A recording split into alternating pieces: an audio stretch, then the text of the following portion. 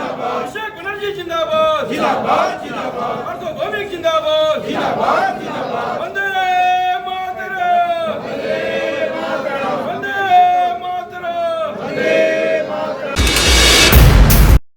কি BJP party আমি দেখছি যে কি বলে নাম মানে আস্তে আস্তে দেখছি বিজেপিতে টাকা পয়সা নিয়ে পোস্ট পদ, তারপরে হচ্ছে কি বলে নাম বাইরের যে স্টেটের লোকদের উপর বেশি বিশ্বাসী।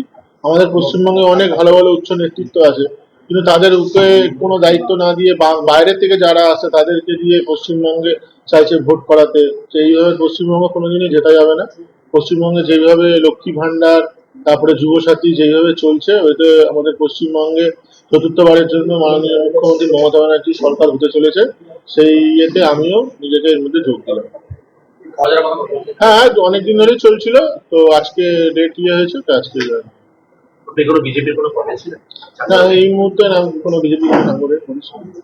অতীতের নির্বাচনগুলোতে বিজেপি সক্রিয় হয়ে গেছে। হ্যাঁ, সেটা ভাটপাড়ার মানুষ জানে যে রাজ বিশ্বাস গোলঘর অঞ্চলে বিজেপির জয়ের পিছনে অন্যতম কাণ্ডারি ছিল।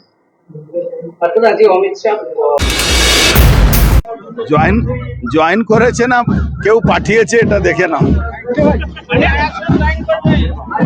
ও জয়েন করেছে না কেউ পাঠিয়ে দিয়েছে ওকে, ওটা একটু খোঁজ নিয়ে নাও।